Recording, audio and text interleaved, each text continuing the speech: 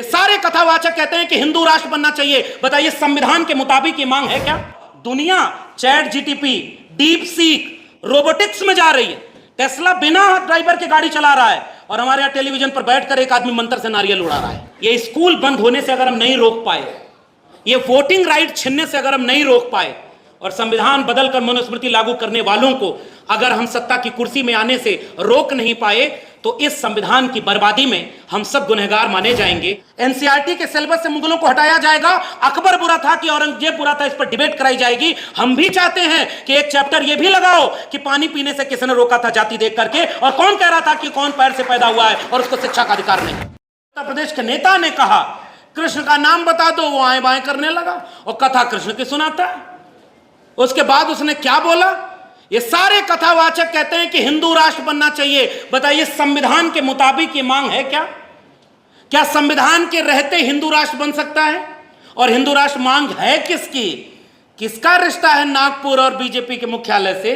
इसका मतलब तुम धर्म का काम नहीं कर रहे, तुम पॉलिटिकल पार्टी के एजेंट हो, तुम धर्म के लिबास में उनके लिए राजनीतिक एजेंडा चला रहे हो और उनके लिए वोट मांगने का जुगाड़ कर रहे हो। यह बात तो हमें खुल के कहनी होगी। संविधान को इस तरह से खतरा है। और आखिर में जो हमारे सामने सबसे मुश्किल चुनौती, मैं तो विश्वविद्यालय में नहीं हूं और आज उस विश्वविद्यालय में नहीं हूं, इस बात का सुकून है कि इतने पढ़े लिखे होने के बाद एक प्रिंसिपल दिल्ली यूनिवर्सिटी की कहती है कि इस जगह अगर एसी काम नहीं करिए तो गोबर लीप दो, ये ठंडा रहेगा कमरा।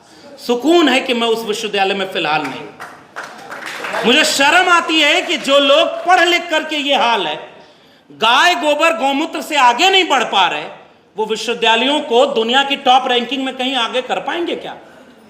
तुम यहां बर्बाद कर दिए शिक्षा व्यवस्था को। और हम 2020 से बोलते रहे पूरे देश में कि न्यू एजुकेशन पॉलिसी जो आई है, यहीं प्रोफेसर रतनलाल, सूरजमंडल, तमाम लोग होंगे, हम लोग लड़ाई लड़ते थे कि बचाओ अपने स्कूल कॉलेज विश्वविद्यालय को, क्योंकि क्लोजर की पॉलिसी आई, मर्जर की पॉलिसी आई, फंड कट हो गया है। 2014 में इस देश की टोटल जीडीपी का 5.6% एजुकेशन बजट था, 2025 के बजट में 2.6% है। बजट आधा हो गया शिक्षा पर खर्चा का। और जब शिक्षा बर्बाद हो रही है तो आज उसका रिजल्ट सामने दिखने लगा। उत्तर प्रदेश का मुख्यमंत्री 27,000 से ज्यादा सरकारी स्कूल बंद करवाने पर लगा है और 27,000 से ज्यादा कंपोजिट ठेका की दुकान खुलवा रहा है, ताकि देसी दारू और अंग्रेजी दारू भी एक ही दुकान पे मिलेगी और आपके गांव में दारू की दुकान रहेगी, लेकिन आपके गांव में सरकारी स्कूल नहीं रहेगा। रोते हुए बच्चों की वीडियो वायरल हो रही। स्कूलों पर ताला लग गया, हजारों बच्चों का स्कूल छूट गया। मैं कहता हूं कि जाति जनगणना क्यों जरूरी है? ताकि एक बार जनगणना हो जाए कि ये जब बच्चे स्कूल से बाहर हो गए, ये 90% से ज्यादा एससी, एसटी, ओबीसी और माइनॉरिटी के बच्चे हैं, इसलिए इन स्कूलों को बर्बाद किया जा रहा है। ताकि शिक्षा अगर बर्बाद हो जाएगी, दिल्ली विश्वविद्यालय पर करोड़ों रुपया लोन है हेफा का, higher education financial academy. UGC अब लोन नहीं दे रही है, यूजीसी अब फंड नहीं दे रही है, अब आपको लोन दिया जाएगा। जेएनयू बर्बाद, डीयू बर्बाद, अशोका यूनिवर्सिटी चलेगी, गलगोटिया चलेगी, लवली प्रोफेशनल यूनिवर्सिटी चलेगी और आपके बच्चों को कहा जाएगा कि जिस रास्ते कांवड़ यात्रा जाएगी उस यात्रा कोड लगाना चाहिए, क्यूआर कोड लगा होना चाहिए, ताकि पहचान हो कि हमारा धर्म भ्रष्ट ना हो जाए। उनका एक भी बेटा बेटी इन स्कूलों में पढ़ता है और न वो यात्रा में जाता है। उन सब का बेटा बेटी विदेश की यूनिवर्सिटी में पढ़ाई करता है। और अगर गृह मंत्री है तो उसका बेटा बिना बैट बल्ला पकड़े भी बीसीसीआई का चेयरमैन रहेगा, करोड़ों रुपए कमाएगा और एक बार भी कांवड़ लेके नहीं जाता और वो फूल बरसाता है कि आपके बच्चे वहां जाएं। इसलिए हम ये बात कहना चाहते हैं, कि शिक्षा बचाना, संविधान बचाना, अगर ये दो चीज बच गई तो बाकी बहुत कुछ बचाने के लायक बच जाएंगे। और इसलिए ये जो पोस्टर लगाया आपने, मैं तो हिम्मत की दाद देता हूं। आप दिल्ली में हैं तो यूपी के मुख्यमंत्री की फोटो लगा करके पोस्टर लगा दिए, यूपी में लगा कर दिखाइए, अगले दिन बुलडोजर यहां खड़ा न दिख जाए तो कहिएगा। उत्तर प्रदेश में सबसे ज्यादा जेलों में बंद दलित, पिछड़े, आदिवासी लोग हैं। आदिवासी तो वहां कम है, फिर भी आप जाकर देखिए उत्तर प्रदेश में आप एक आंदोलन नहीं कर सकते, आपके ऊपर इतने मुकदमे हो जाएंगे कि आप जेल में जाने के लिए बचते फिरेंगे। फेक एनकाउंटर होगा। जितना बर्बाद आपको राज हो सकता है उसका नमूना वहां उत्तर प्रदेश में है। और गुजरात के रास्ते जो दिल्ली पहुंचा था, अब उत्तर प्रदेश के रास्ते भी एक व्यक्ति दिल्ली पहुंचने की कोशिश कर रहा है। और इसलिए हमारी लड़ाई इस बात की नहीं है कि हमारा संगठन बच जाए या हमारी नौकरी बच जाए। हम तो इसलिए आपके बीच में आकर के असल में हम क्या कर रहे हैं, हम कन्विंस को ही कन्विंस कर रहे हैं। लेकिन एक गुजारिश करना चाहते हैं कि अगर इस लड़ाई में हम जीत नहीं पाए, अब जाति जनगणना का ऐलान कर दिया और हर व्यक्ति ने हिंदू राष्ट्र बनाने की बात करते हो, बताओ वहां पे जो नोटिस लगी है उसमें जितने लोगों को तुमने जज और उसमें नॉमिनेट किया उत्तर प्रदेश सरकार में, उसमें एक भी व्यक्ति दलित पिछड़ा आदिवासी नहीं है। 90% आबादी के लोग वहां प्रोफेसर वाइस चांसलर नहीं। उत्तर प्रदेश सरकार का वेबसाइट आज भी गूगल करिएगा जाके, जितने स्टेट यूनिवर्सिटी हैं उत्तर प्रदेश में सबका वाइस चांसलर चेक करिए कौन है। उत्तर प्रदेश में पिछली सरकार थी तो उसको बदनाम कर दिया कि 86 में 46 एसडीएम यादव बन गए, आज तक उसका आंकड़ा नहीं है। जैसे किसी भी सिलेबस कितना भी चेंज किया जाए, याद रखना एनसीईआरटी के सिलेबस से मुगलों को हटाया जाएगा, अकबर बुरा था कि औरंगजेब बुरा था, इस पर डिबेट कराई जाएगी। हम भी चाहते हैं कि एक चैप्टर ये भी लगाओ कि पानी पीने से किसने रोका था जाति देख करके, और कौन कह रहा था कि कौन पैर से पैदा हुआ है और उसको शिक्षा का अधिकार नहीं है।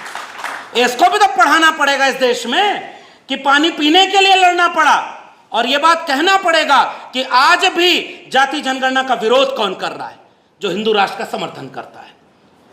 जो हिंदू राष्ट्र का समर्थन करता है उसके महबूब नेता कौन है? 56 इंच वाले। तो ये क्रोनोलॉजी क्या कहलाती है? ये सारे पॉलिटिकल एनिमी आपके सामने खड़े हैं और वो पॉलिटिकली आपको चैलेंज कर रहे हैं। और हमारी पॉलिटिक्स कहां है? हमारी पॉलिटिक्स यहां है कि हमारी कुर्सी बची रहे या हमारा तमाम चीजें। मैं आज भी कह रहा हूं, सबसे बड़ी लड़ाई इस बात की है, हाकिमे वक्त क्यों किसी बात पर अब ठौर करे, उसकी मर्जी है जिसे चाहे उसे गौर करे।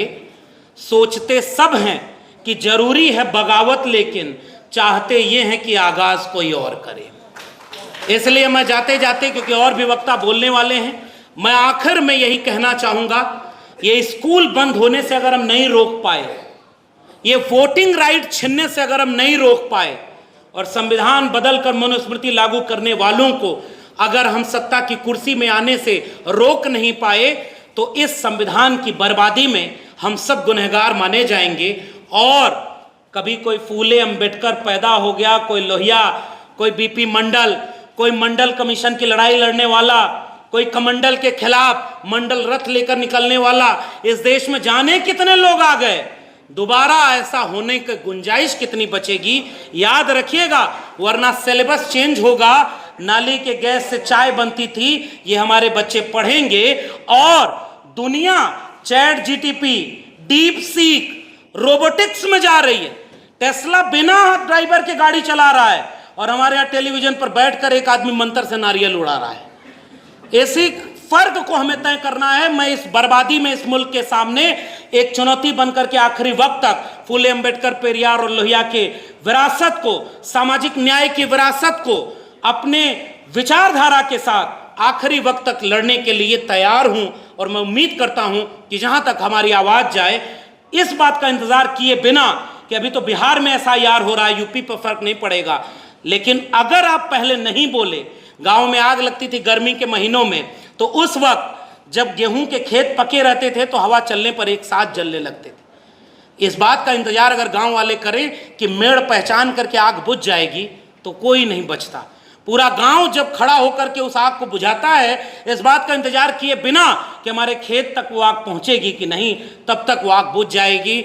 इसीलिए अगर बुझाने में शामिल होना है तो इतना इंतजार नहीं करना है कि मैं नौकरी से कब निकाला जाऊं, मेरे ऊपर कब मुकदमा हो, मेरे ऊपर कब ईडी और सीबीआई का छापा हो, या मुझे कब जेल में डाला जाए। इसका इंतजार किए बिना आपके बगल में कोई लड़ रहा था। और आखिरी में एक निवेदन और कर दूं, एक बहुत प्रसिद्ध दुनिया की कहावत है, अलग अलग भाषाओं में, लड़ सको तो लड़ो, लाख विपरीत परिस्थिति आए तब भी, और नहीं लड़ पा रहे हो तो पहचानो कि आपके आसपास सच्ची लड़ाई कौन लड़ रहा है, उसका साथ दो। उसका साथ भी ना दे पाओ तो जाकर कई लोगों को तैयार करो कि लड़ने वाले का साथ दें। अगर ये भी ना कर पाओ तो चौराहे पर बैठकर उसके लिए आर्थिक संसाधनों की मदद कर दो ताकि लड़ने वाला कमजोर ना पड़े। ये भी ना कर पाओ तो जहां बैठो लड़ने वालों की तारीफ करो, आखिरी में कुछ ना हो पाए तो जो लड़ रहा है उसका विरोध मत करना, सबसे बड़ा समर्थन यही हो जाएगा।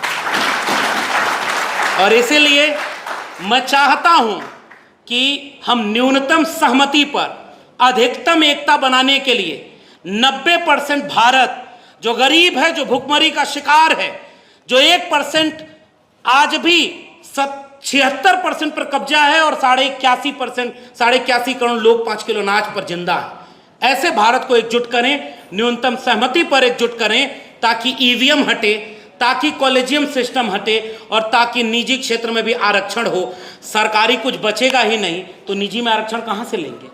इसलिए लंबी लड़ाई है। हम उम्मीद करते हैं कि इस लड़ाई को हम लड़ेंगे और जीतेंगे, ताकि लड़ने वालों में हमारा नाम रहे और कुछ पैसा लेकर, पद लेकर उधर चले जा कर के कुछ बड़े बड़े लोग हमारे विद्वान उधर चले गए तो उनमें कम से कम मेरा नाम शामिल नहीं है। इस बात का शुक्रिया अदा करता हूं और तमाम लोगों को बहुत बहुत धन्यवाद।